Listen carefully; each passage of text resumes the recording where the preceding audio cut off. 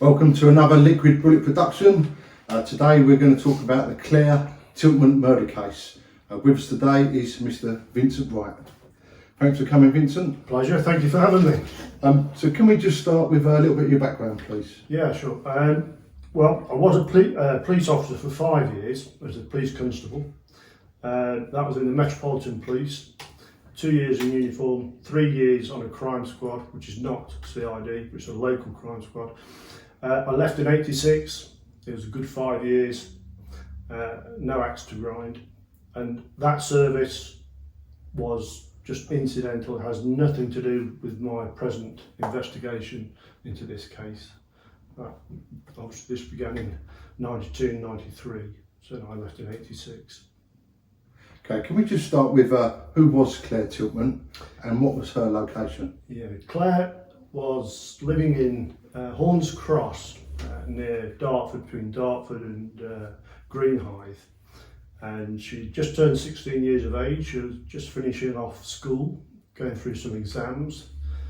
Her birthday was the 14th of January, and she had a small birthday celebration at the local British Legion.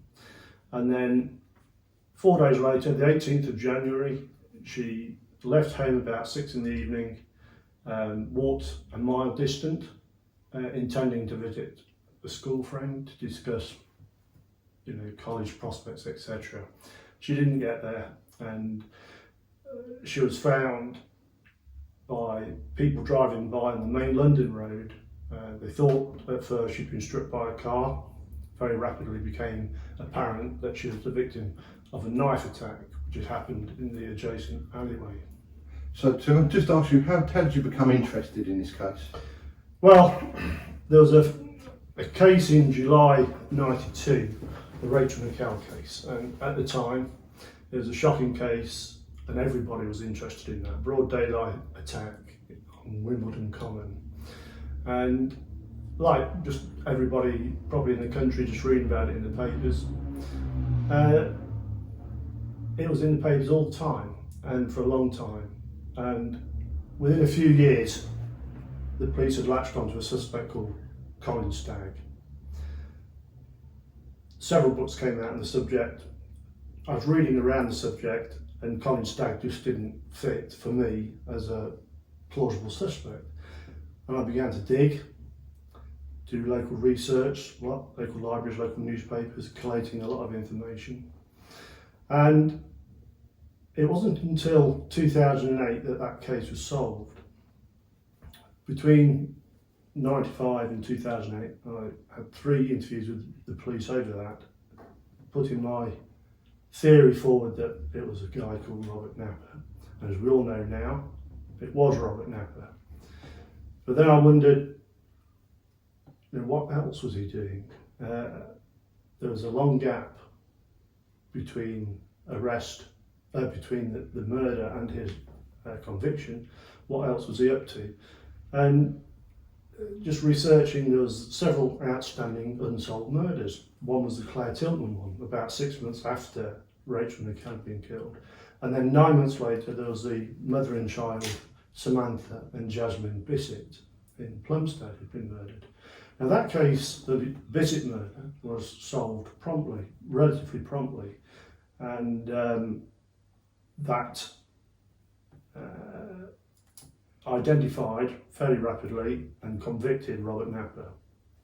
So I was thinking, well, what has he been doing between November 93 and Rachel Nickell in July 92? And there were these outstanding murders, the Claire Tiltman one and the Jean Bradley one at the end of March 93.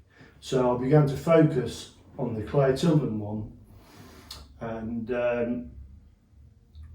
in a similar way that the Wimbledon investigation had latched onto Colin Stagg, the Kent investigation latched onto a man called Colin Ash-Smith, but not until nearly 3 years after Claire had been murdered. And that's what held my attention. I just became the proverbial armchair detective. It just, a bee in my bonnet.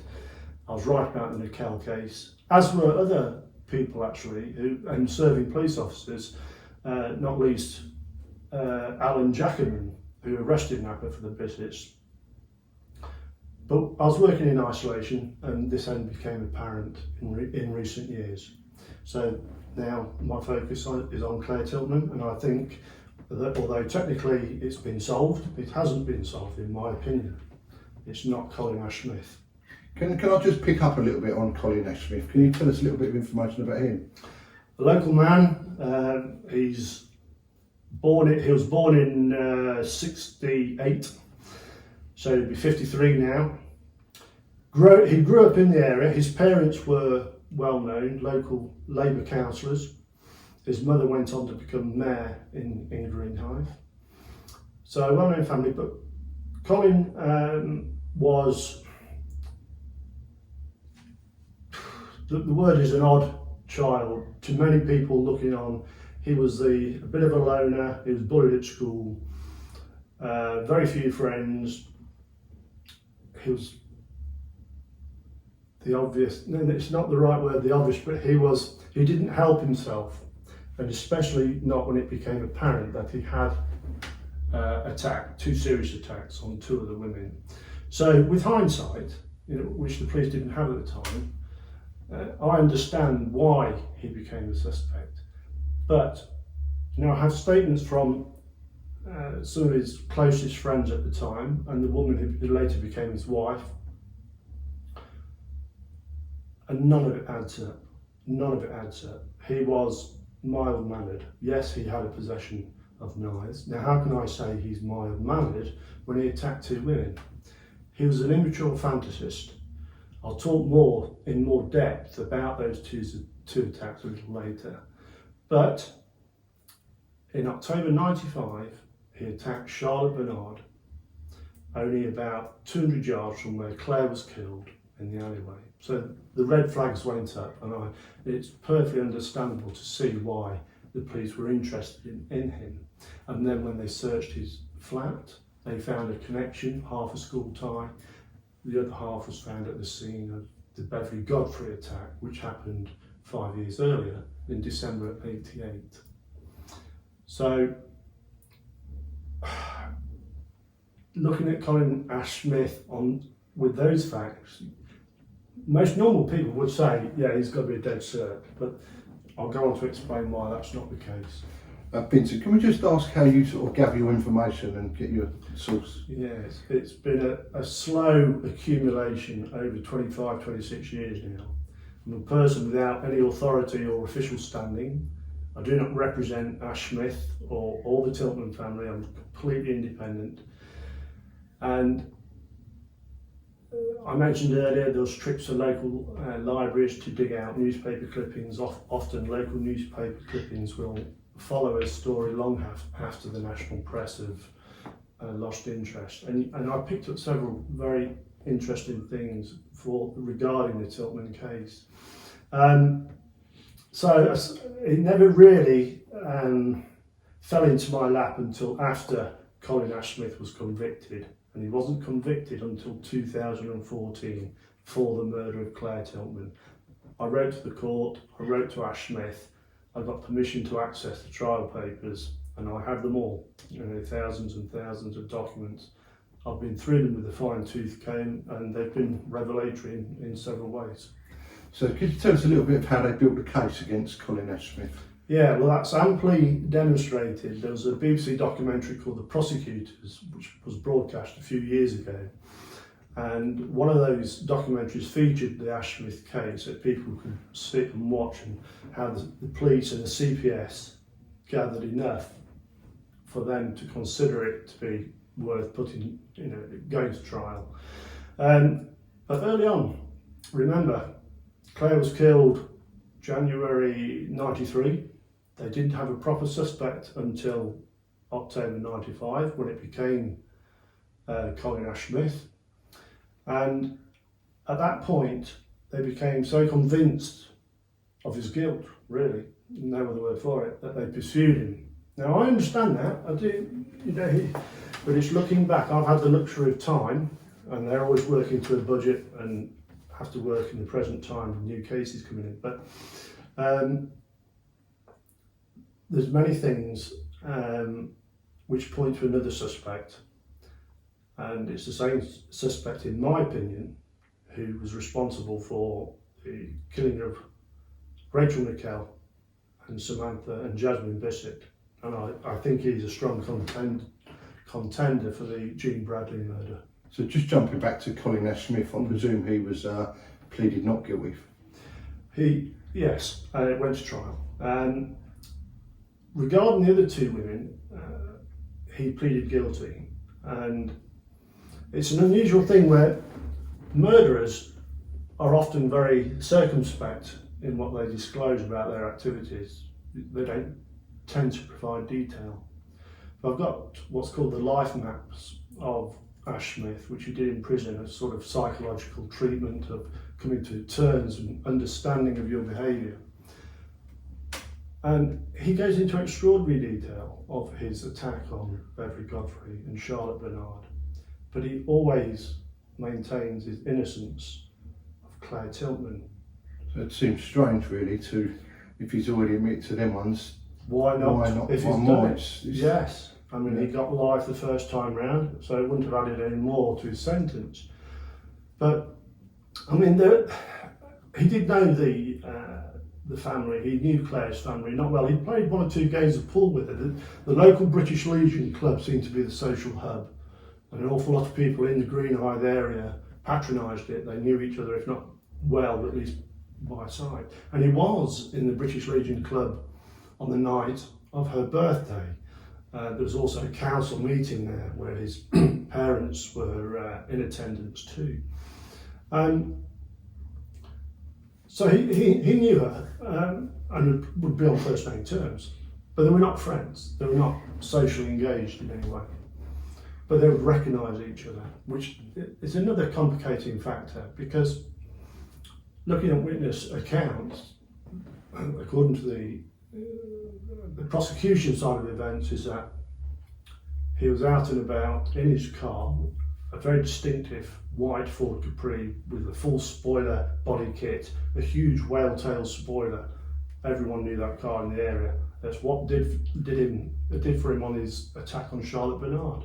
Within half an hour, a neighbour said, "I've seen Colin's car parked 100 yards from there," and took the police to his address. But on the night of Claire's murder, of 1,000 vehicles checked, there was no sign of a white Ford Capri. There was 3 other Capris, but not this highly distinctive car. In the alleyway where Claire was stabbed, there's a doctor's surgery just off a set of steps leading off the alleyway. That's Ash-Smith's own surgery. would he really take that risk of loitering in that area? No one saw him. There is no record of any witness seeing somebody called Colin Ash-Smith, although the CPS in the BBC documentary say there is. There are several statements which describe a man who I believe is Robert Napper in that area, and when you look at the details in these statements from these passers-by, these pedestrians and these motorists, in all of these statements, one or two common factors start to crop up. And for me, these common factors, they're pointing to a type of jacket which Napper has. And in particular, his footwear, seen by three boys as a suspect wearing white training boots. Now, if you plot the movements in time and space of this particular suspect, you see him following Claire from quite close to her home, down the London Road, loitering a bit in the area, and probably picking her up again as she returns possibly from a convenience store at the top of the hill.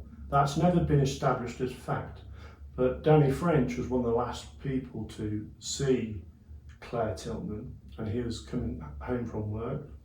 He'd just got off the train, he had a Sony Walkman plugged in. It was a dark January night, 6 o'clock, it was already dark, street lights were on. As he walked past the alleyway, he looked up, and Claire, and he didn't know, but he described her clothing and everything to a T. He stepped inward to let her pass, and shortly after that, she went up that alleyway, and that's where she was stabbed. But interestingly, he noted that 20 yards in front of Claire, a male figure had also passed him by. This is the same male figure who Kathleen Still, Julie Driscoll, and Lee Dalgidis, several other people, Christine Doyle, they all pick up on this same suspect. And for me, that's not Colin Ash-Smith. It's not Colin Ash-Smith. And in the BBC documentary, you see the senior lawyer Nigel Pilkington leading his colleagues, and this is many years later, this is probably 2012, 2013, through this crime scene, which has changed a lot. The roads are basically the same, but it's very close to the Blue Water Shopping Centre, which wasn't there then. There's been a lot of development, it's a lot more urbanised than it was. And he turns and he answers a question from one of his colleagues, and she's asked him about the witness statements of these three young boys who had sat at the foot of the steps outside Greenhithe station, and provide a relatively strong eyewitness account of this strange guy passing them by, wearing white training boots. And he says, no, we're not using them. And there's why? Because that man went under the bridge and he turned left and he went up the alleyway to Charles Street, where we know, or we think, Ash-Smith went right up Eagles Drive to the avenue to return to his car, which he probably left in the British Legion car park. Now, what didn't come out on the documentary is that his cousin drove his grandmother, this is Colin Ash-Smith's cousin, Paul Wooldridge, and his grandmother, Violet. Violet was working at the British Legion that night, and it had to be there for 7 for the doors to open. She was a front door person. Paul drove his car into that car park. Now they today think Colin has killed. There's no love for Ash-Smith. They think, yeah, he's guilty. But at the time, they never saw their cousin's car, which they knew well, in the car park. There was another woman who drove up the avenue via Eagles Road, who also parked in the car park. She was a barmaid, working there. There was two other people who drove up. Even his uncle and auntie, Paul's parents, minutes later, drove the same, and they saw the ambulance. They saw the body on the road, and they went past, and they never saw Collins. He was not seen, and he was not seen in my view because he was where he said he was, with his mum and his father in his house in Milton Street. And I just feel that this investigation has been so focused on Ash-Smith that they've missed the more obvious suspect, Robert Napper, who they thought at the time was in prison. Because in October 92, he received a short custodial sentence. He shouldn't have been released till the 20th of January. Of course, Claire's killed on the 18th of January. But the PNC record showed him as still being inside. But he served some time on remand. So he was released early. And he was released at Christmas 92, just 2.5 weeks before Claire's killing. So he was out and about, and he didn't live far away. So the region he lived was Plumstead. Okay, you might think Plumstead, London, Kent. It's not that far. It's not that far, and it's much closer than Wimbledon Common is. And he knew the area very well. He produced maps and diaries of his activities, and the police didn't realise the significance of them when they searched his flat the first time. But there were markings on some of these A to Zs, very interesting markings, which I'll come on to in a short while. So you can see already I can see that there's a focus on Ash-Smith to the exclusion of everyone else. Yeah, it gets you thinking about the other points now, doesn't it? So in the other direction. So in your own opinion, why do you think they were wrong? You've got to look at this case in relation to the other cases that were going on roughly at the same time. Now, the Nickell investigation was still going on. They were still chasing Colin Stagg. That went on to about 95 or 96 before it was thrown out of court. The Jean Bradley one, just in March the 29th in Acton, West London, that was a live investigation, just 2 months after Claire.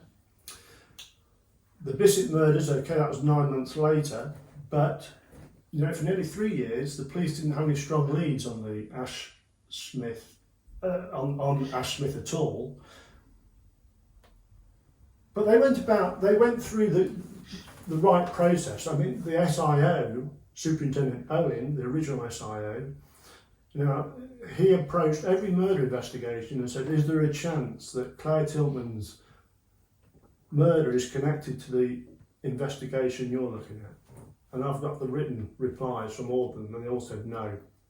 They'll say that his MO doesn't match, or the MO in this case, there was too much focus on a particular MO. There is no MO really with Napper. Yes, he was a knife attacker, a rapist, a murderer, but many of those attacks were different, as the Bissett murders and the Nickell murder proves. And he was also the green chain rapist as well. The green chain rapes a network of footpaths that extend through southeast London, almost up to Dartford, almost up to Claire's home ground. Are there any parts of this investigation that particularly arouse your suspicion? Yes, there is, and that's what happened on November the 7th in 1995. Now, Ash-Smith had attacked Charlotte Bernard 17th of October 95, and in the forthcoming days, he was found to be the main suspect, and rightly so, for the Godfrey attack back in '88. And quite understandably, as I said earlier, he became the suspect then for the Claire Tiltman murder, which had happened just around the corner. And the press reports were full of things like, psycho knife attacker, and Charlotte Bernard was lucky to survive. Now, even the lawyer Nigel Pilkington in the BBC documentary says on camera it was a miracle she survived in relation to Charlotte Bernard. No, it wasn't. This is not to diminish the fear that those two women were under, they would have been in fear of their lives. For them, it was a life-changing event. But neither the Godfrey attack nor the Bernard attack was anything like as brutal as the stabs inflicted on Claire Tiltman. Whoever attacked Claire Tiltman meant to go through it. There was no hesitation. There was hilt marks on her body. You know, the wounds are 15, 14 centimetres deep. On Beverly Godfrey, they were described as stab wounds, but in her own statements, they were push wounds. This sounds like I'm making her attack a lesser event. No, it wasn't. It wasn't. It was a serious attempted rape, attempted murder attack, without a doubt, and he got life for that. But you read the surgeon's reports, and the wounds were minor. They were superficial. The fear was real. You know, he did try to strangle her, but he could not go through it.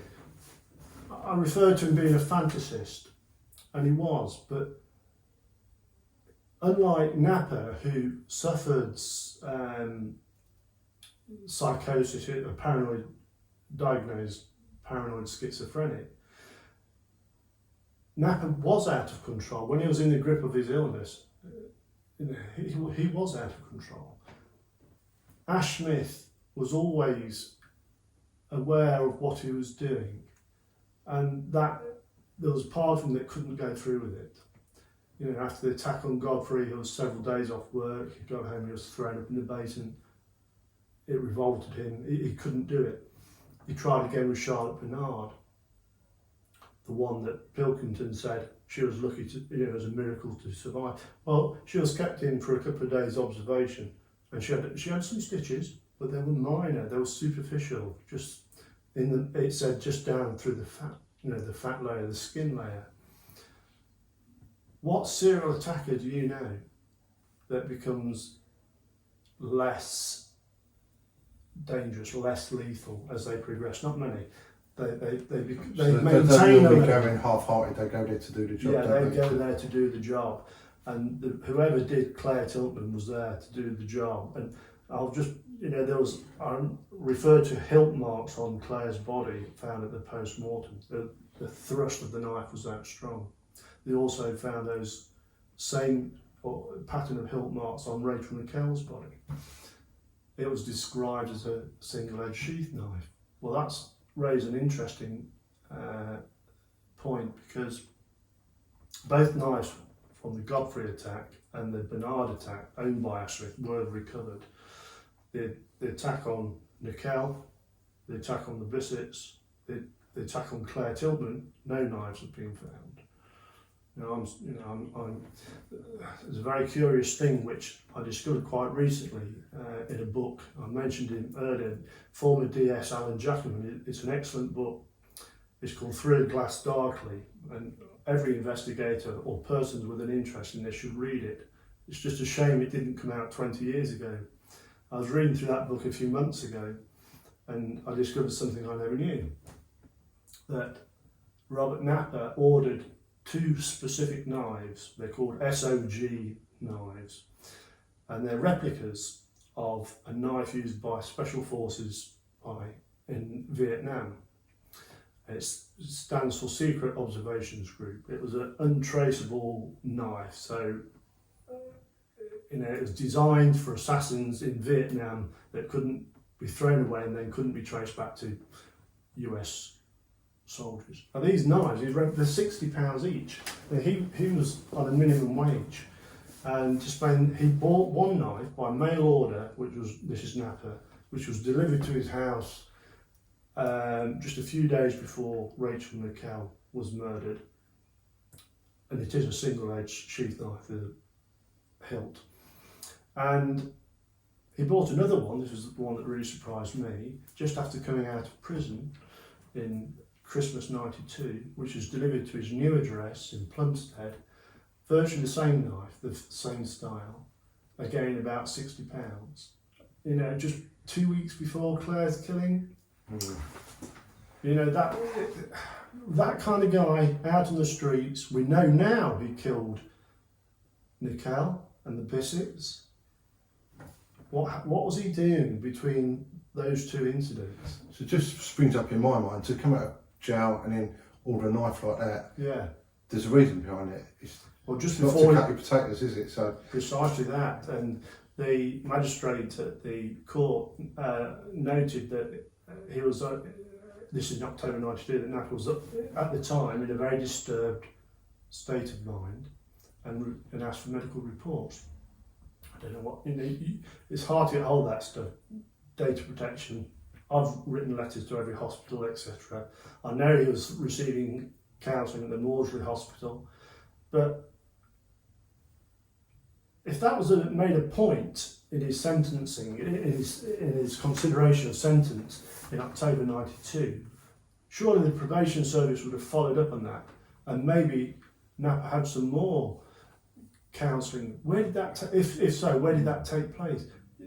A short distance between him and Claire's house was Stone Cross Hospital, Bow and Arrow Lane. There's psychiatric care in 2 or 3 places, which, without official authority, I'll never be able to find out. But what was he? I'm looking for a reason that maybe put Napper in that area. But if you look at the progression of his crimes, he was a green chain rapist, and there was perhaps up to 70 or 80 various victims of assaults. They only pinned 9 on him, roughly, at the end. But they stopped in May '92. In July '92, Rachel Nickell gets killed. And I think they stopped in May '92 because the police were out looking for him. There was Operation Eccleston. There was patrols out looking for him. There was photo fits out for him. And Napper would have seen these, and he wasn't a fool. So he's changed his location. He's moved to new territory. And he likes the open spaces. And he gets that at Wimbledon Common. And in one of those A to Zs that they later recovered, they found an ink marking. It wasn't at the spot where Rachel died. It was actually across the road in Richmond Park, maybe a third of a mile away. But it proved he was in that location, that area. sort of area. And the same with the Bisset murders. He'd actually marked their flat on his A to Z on that. So, I asked Kent Police, would they dig out these maps from the Met and see if there was anything. I don't know if they've done that. I've no idea. Yeah, so it looked like he wasn't hiding his stuff. He was planning it, and he's there to be found, he basically. made notes. But then again, so did Ash-Smith. And again, Ash-Smith, he described one of his attacks. They found some diary notes when they searched his flat in October '92. October '95, after he attacked Charlotte Bernard. They found some handwritten diary notes in what was called a steel stock diary. And he describes, this is Ash-Smith, he describes his attack on Beverly Godfrey as my masterpiece. That's in 1988. But that, as I said before, it was an evil attack, but it was nowhere near as evil as what Claire suffered in '93. And there's no mention of that in his diaries. Why would he write about that, calling that his masterpiece? Yeah, if he's done a lot worse. He's done a lot worse, and there's no reference to it at all. He's not an innocent, and that makes him an unlikely guy to support. And this has been a problem I've had. A lot of people say, well, he's better off in prison. This is not for us. This is not for Ash-Smith. This is for Claire Tiltman. Of course, yeah. And I did approach a few of Claire's friends who've been incredibly loyal to her memory, and you can see them on the BBC documentary. And they didn't appreciate my approach, which I do understand. They have a story in their minds which, they've listened to the police prosecution and they're happy with that.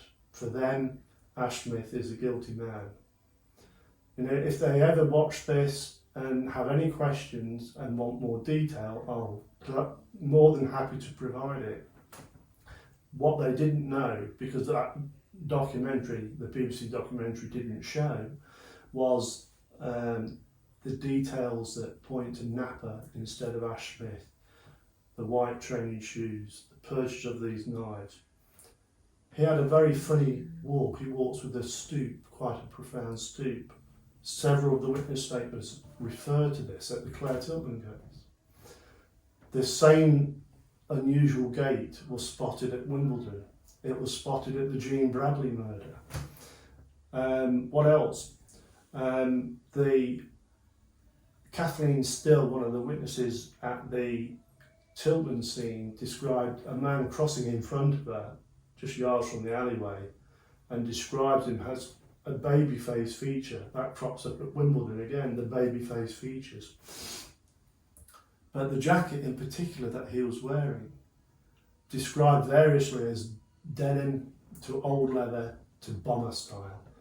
Okay, it's night time. You have, in those days, those orange sodium lights.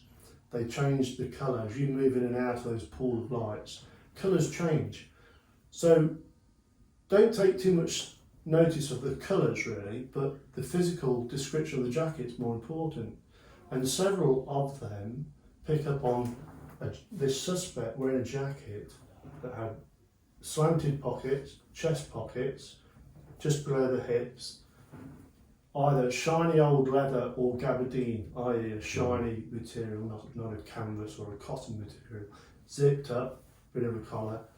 And I've got surveillance photographs of Napper wearing just such a jacket, which he was wearing just after killing the Bissets, and was under surveillance from the police.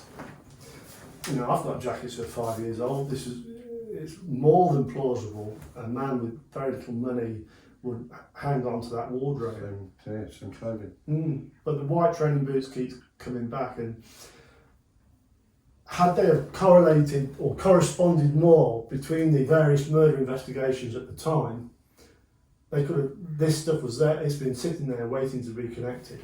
And there's a docket from the Bissett murders describing the contents of Napper's flat and what was found. Well, in the kitchen of Samantha Bissett, they found the bloody footprint of a training shoe. They traced it, and it was a white Adidas Phantom training boot. Now, they didn't find the boot in the flat, because he's not daft, he'd have probably got rid of it. But the box was still there. So from the box, they found the company where he purchased it by mail order.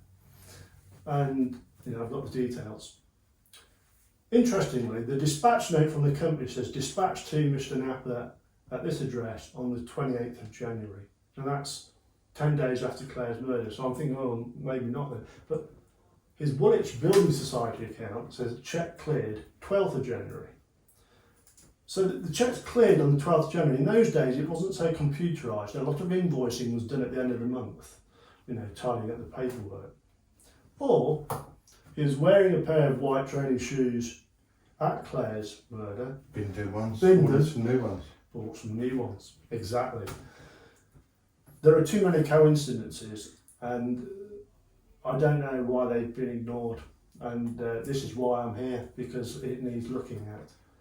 I'm sorry, you asked me about a particular thing earlier that struck me about this case, and I mentioned November the 7th, and I'm rambling here and I forgot what it was. But yeah, on November the 7th, November the 7th, 1995, just 2 weeks after Colin Ash-Smith had been arrested for the attack on Charlotte Bernard, and pinned for the attack on Beverly Godfrey, and now the prime suspect for Claire Tiltman.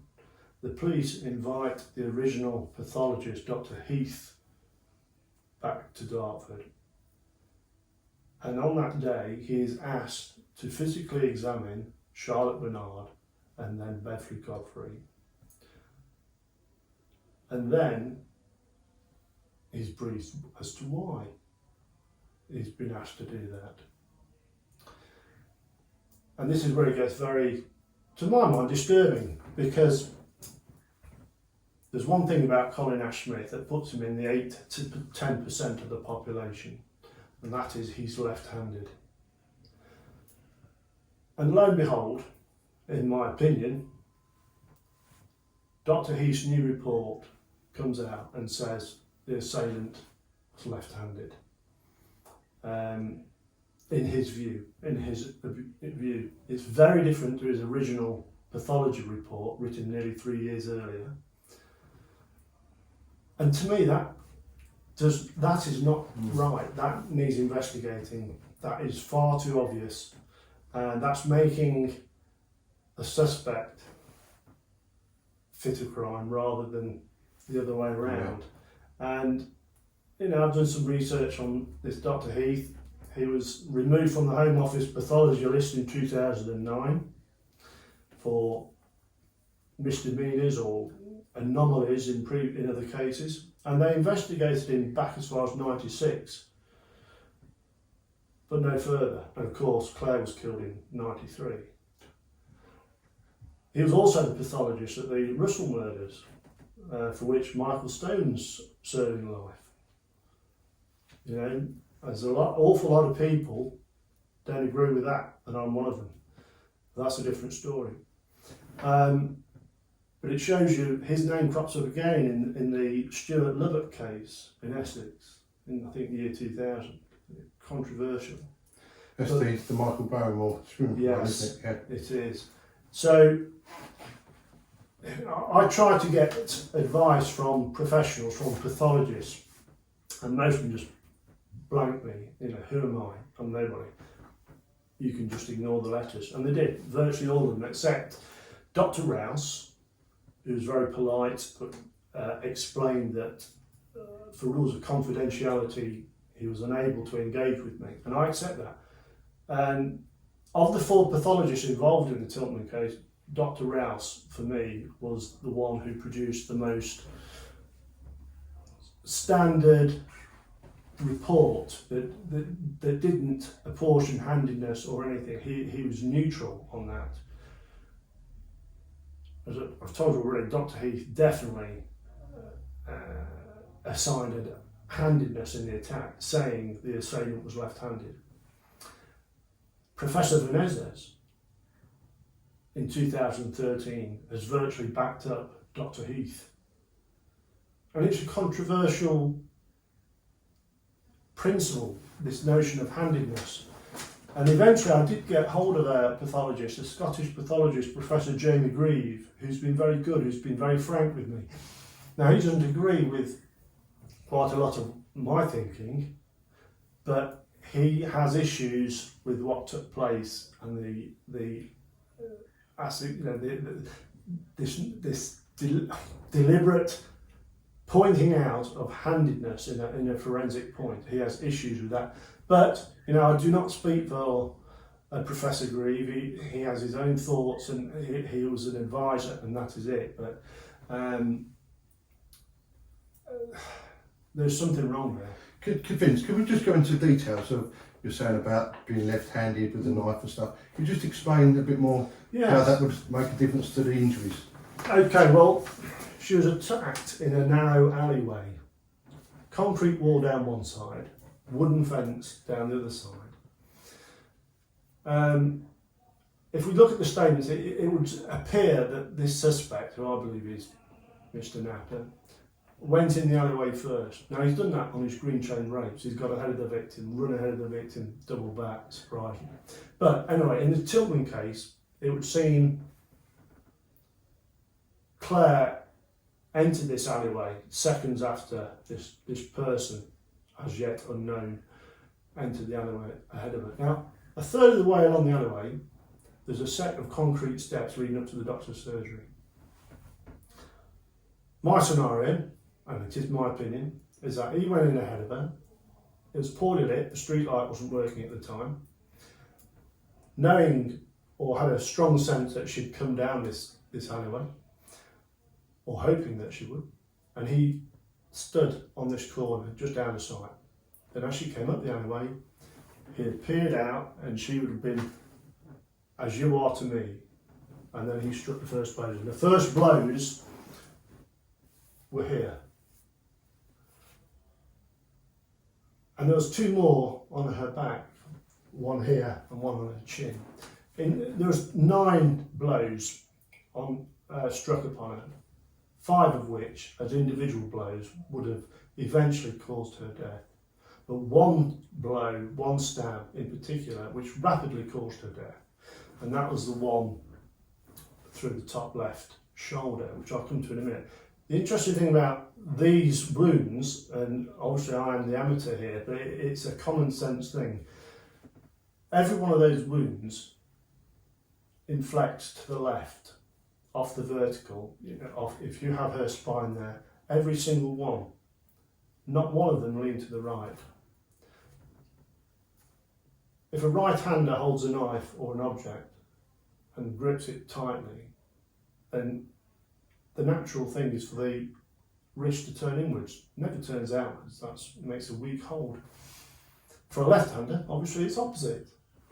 So, a narrow alleyway, these wounds here on her right chest, none through her jacket. Now, Danny French saw her with her jacket open, hands in her pockets.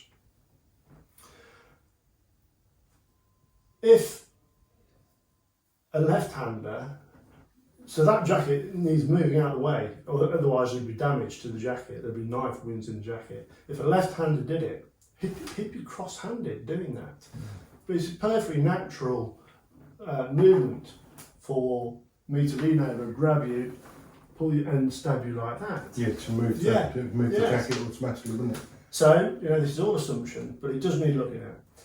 And then the last wound, the most severe, it punctured her aorta, and this is the one from the back. And the tip of the blade went behind the spine.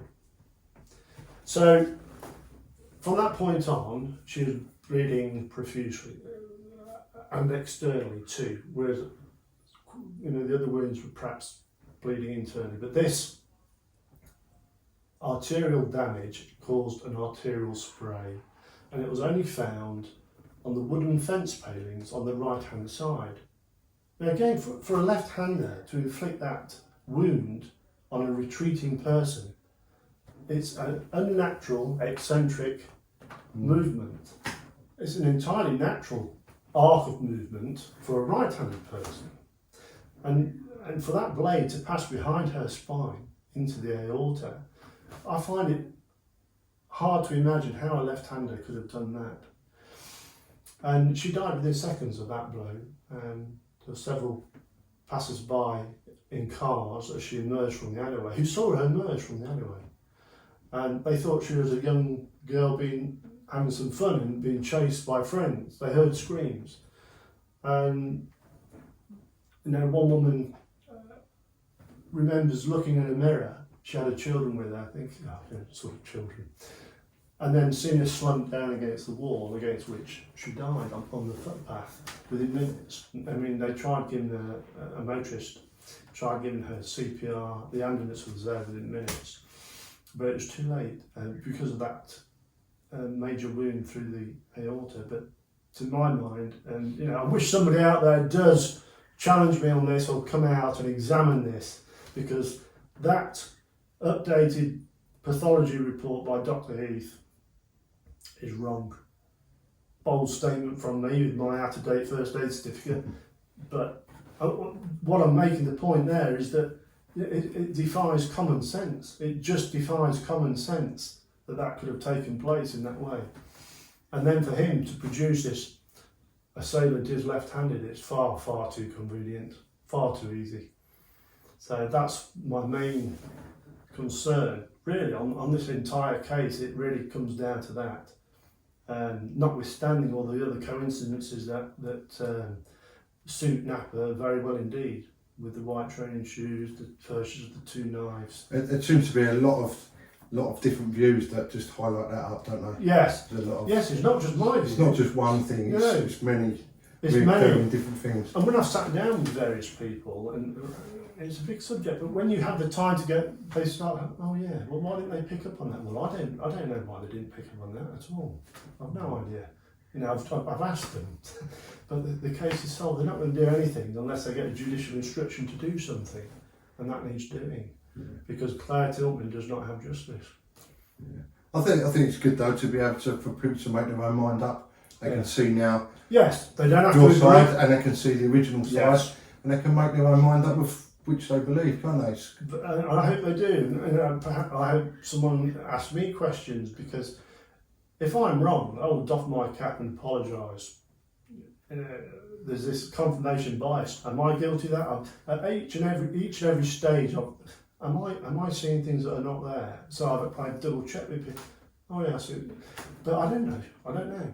But on the balance, I just do not think they've got it right at all. And how many murderers with those psychopathic tendencies and the brutality of the attacks could be operating in a relatively small geographical region over that space of time? Not many. And Ash-Smith is one of them, is not in that league. You know, Stefen Dubois was a key witness in the trial. He was in prison with Colin Ash-Smith in Wakefield in the early 2000s, and they got to know each other, quite chummy.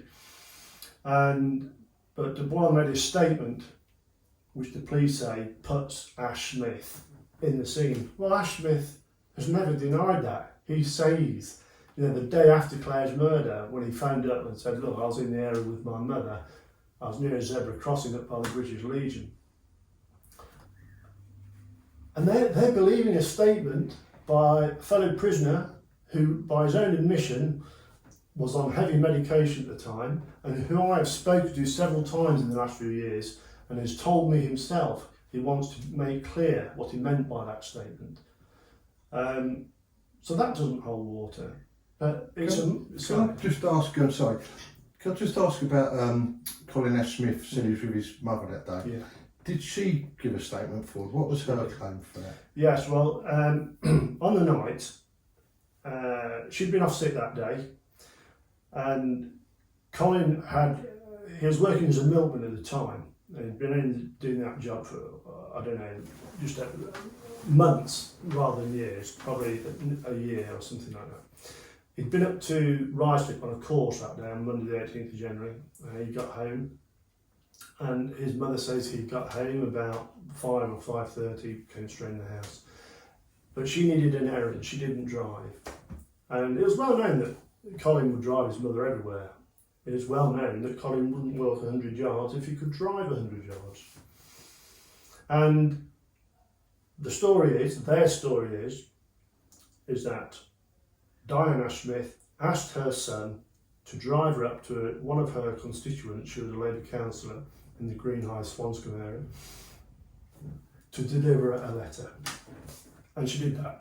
Ted Wells was the client's, the recipient of the letter. That was Ted Wells, an elderly man who lived at 29 Ironsford Road, just off Knockwell Chase, close to the scene. As the crow flies, about half a mile from the scene. So they drove round to Ted Wells's house. She got out of the car and she put the letter, which was about a complaint from residents of that street of footpaths being lifted by excessive tree growth. It was a long-running dispute. Got back in the car, went home, and that is their alibi. That's all she's saying. And so they had no external witness to prove it. They didn't knock on the door. Ted Wells, who was interviewed on TV as well by the police, he was an elderly man with memory problems, but he just couldn't remember whether anyone came round to his house that night. He might not have known. It came through the letterbox. That letter and other letters did exist. The police have got them. I researched the minutes of the town council, and you can see I've got them here, the copies. I've got copies of Diane Ash-Smith's diary, and the following night, it was this issue of the overgrown trees was to be discussed at a council meeting on the following night on the Tuesday evening. You know, it's got credence. It wasn't made up. This was taking place. By Ted Wells' own admission, she was a frequent and very helpful visitor. No one had a bad word to say against Ash-Smith, Diane Ash-Smith. until Colin got arrested nearly 3 years later, and then all the fingers and the lynch mob came out of the woodwork saying, oh, I thought she was a bit, you know. A few days after the murder, Colin Ash-Smith, as a Labour councillor, went to the murder incident room to see how things were progressing. Now, some people think she arranged that so she could throw the police officers off the scent. Rubbish. It was Mayor Crow, a Conservative councillor, who asked her along to represent the Labour ward, and they went together to to attend. It was a formal thing. It's what councillors do in these situations. That weekend, she went to Blackpool with friends and colleagues from the Legion. There was nothing about her behaviour subsequently, or her husband's, Aubrey, that at that time could have aroused suspicions. And people have also said, well, why are their alibis non-identical? Well, to me that makes perfect sense. They had nothing to hide. They didn't sit down and create an alibi. They didn't need to. You know, they just gave an account of what they did, and 3 years after the event. Remember, you know, they weren't on the radar until October '95, nearly 3 years later. Aubrey Ash-Smith and Diane Ash-Smith then became increasingly, and you can see the correspondence in the statements.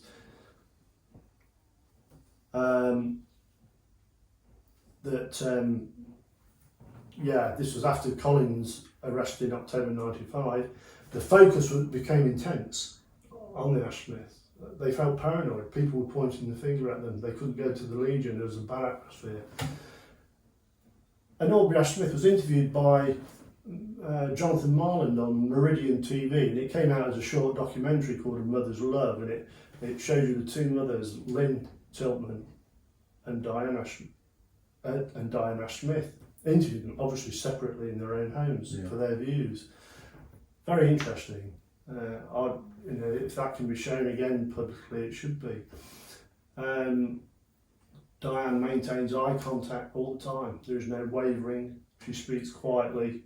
She speaks with confidence. There's no umming and ahhing. But on the strength of what she and her husband said in those interviews, they both arrested for attempting to pervert the course of justice, purely because, and Aubrey did this, he got rid of one of his son's knives. He was in a paranoid state of mind, and he just felt like, get rid of anything that could put us in a bad light. Yeah. And he didn't hide that. He told the police straight off, about this. Took them to the place in Mounts Road where he got rid of it, broke it up, bored it down, broke it up, threw it out. They recovered it. It was a penknife. It wasn't even a knife used in the attack. And but he went down for that. Really? He got a custodial sentence for that. But interestingly, Diane Ash-Smith was found innocent. And so it was a technical conviction on Aubrey Ash-Smith, because this is what I did, he said, and that is wrong. So it's a technical conviction, but not for the reasons that the vast majority of the people in Greenhithe and Dartford think. It's really split the community, really. The Ash-Smiths have had to move house. Aubrey Ash-Smith has died a few years ago. But the real sad thing is that Lynn and Clive Tiltman died quite early on. Lynn died in 2008, I think it was, and Clive Tiltman died in 2012. I never spoke to Lynn Tiltman. As you'll see in the A Mother's Love video, she was certain it was Colin Ash-Smith. She says that. She's asked and she believes it was. How could she know that? I suppose she's just been influenced by what she's been told. So there was a lot of police liaison, and nowadays it's done differently, but there's probably thoughts have passed on to her. I mean, it is without doubt a certainty that as proven in the 2003 review of the case, that they had one target in mind. Now there was 42 names on the list, but there's only one target they really, really thought, and that was Colin Ash-Smith. And in the 2003 review by Kent Police, they say in one of the paragraphs, there is no doubt that the Beverly Godfrey case, which they called Operation Zulu, the Charlotte Bernard case, which they called Operation Jonquil, and the Claire Tiltman case, which they called Operation Artist, are inextricably linked. They say that in black and white, they write it down. Well, to me that's a closed mind. They made that a parameter of their report, something they're going to pay heed to as they take the investigation forward. And also in 2003 there was a change in the law which enabled them to do that, and that was the Criminal Justice Act. And for the first time ever, major change in the law. It allowed the introduction of what's called previous bad character before a finding of guilt. So, Ash-Smith is Roger really, isn't he? I mean, Yeah. They didn't get it to court till 2014, and the Justice Sweeney spent 2 days deliberating it over whether he would accept it, whether it was enough there, and the only thing that persuaded him was the previous bad character evidence, i.e. the attacks on Charlotte Bernard and Beverly Godfrey. But they're out of context. They do not match up at all to what Claire suffered. So, and he went down. The jury found him guilty within 3 hours. And, a jury 21 years after the event, the access to modern media now is so easy. All you've got to do is quick Google and you just read the newspaper headlines, and that man's a hung man. Yeah. It's a dangerous piece of law, and it was used irresponsibly there. I did get some help. Louise Shorter, who runs the charity Inside Justice, does tremendous work, but she's swamped. She's so many cases. But she put me in contact with Dr. Stephen Heaton, the Law Department, University of East Anglia. I've been trying to get the case adopted as an innocence project, which runs throughout UK universities. They take a case, dissect it, and try and find reasons why the conviction is wrong. And they took it on the understanding that I had nothing to do with it. They wanted a fresh set of eyes. And I was ready for arrest, so yeah, good. Gave them everything, gave them all this paperwork. Then a year later, came back, they'd submitted a letter to the CCRC in appeal, and it got bounced. And I have the findings of the C. They didn't look at the right things. A lot of time was wasted, but they didn't want my input. Do you think that obviously now the case has already been solved, so to speak? Yeah. They don't want to reopen it because of time, money, and they don't want to look bad if they've got it wrong. All of I think those this could be, yeah. All of those reasons. It's an almost impossible task, but it needs to be done, because if you don't sort out these problems now, they're going to happen again in future murders. The parents of children who are going to be murdered down the line are going to suffer the same injustices. And also, what is the the wrong true person's cost? being convicted. The wrong person's being convicted. So what is the true cost to society of allowing this to stand? Yeah, so really it's damaging both parts. Of course it is. The family of the convicted and the family of the victim. It's bad for society all round.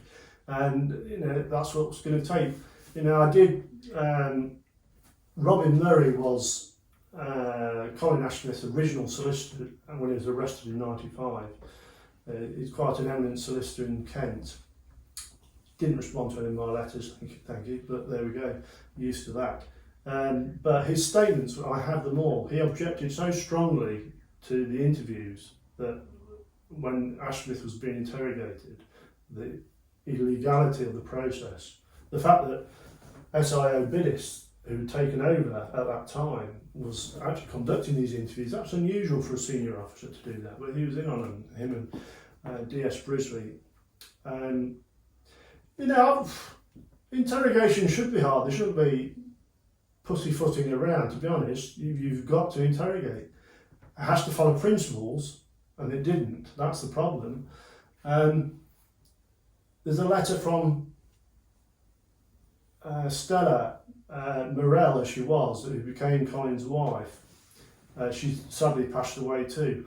Very early on, renouncing her statement she'd given to the police in '95, saying she was leaned on and you know, I had this letter, and the solicitor wrote in strong terms he wanted it addressed.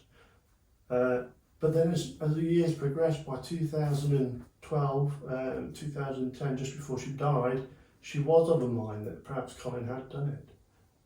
How people's minds are persuaded over the years, but none of them have access, or do not know until now, about the presence of this other suspect. Yeah. And they need to know that. And one last thing was that I'd read about in a Sunday newspaper this solicitor called Jeremy Moore. Now, he put the team together that overturned the Barry George conviction for the murder of Jill Dando. Very prominent case. So I wrote to him. He's up in Manchester, and he invited me up, and we had a meeting, and I told him all about this case, and on the strength of it he offered representation to Colin Ash-Smith, which Ash-Smith accepted, but they couldn't get any more legal aid. So that's part, and I have no idea if that relationship still exists, I don't know. But the fact that he was sufficiently interested, he could have just said, oh yeah, I'm too busy. But he obviously thought it could lead to somewhere, otherwise he wouldn't have taken that, would he? Yes, you know, it aroused his instincts, I think. And so, you know, if people of that calibre are taking an interest, there's something gone wrong here. And that's where we are. So, but yeah, I mean, that's it in a nutshell. You know, I wandered here, there and everywhere, but they're essentially the reasons why. There's things I've probably forgotten to tell you, but if you know, if they come up at a future point, I'll gladly elaborate to anyone who wants to ask. It's been great to hear the story. It's been thanks for inviting me, Lee, because I've been let down by quite a few people, and you're the first to actually offer me. Obviously, if anyone has got questions or stuff they want to ask Vincent, they can always put it in the comments, and I'm sure we can pass over to Vincent, and you can pick up yourself. Or through Lolly, she'll blog on my behalf, I believe. Yeah, I'll just, while we're on the Lolly subject, anyone who's interested in true crime, if I could just point you over to Lolly's true crime page on Twitter, and she's got a website, and we post it up at the end of this video. Great. Thank you, Vincent. Cheers, Lee. Thanks, Thank you.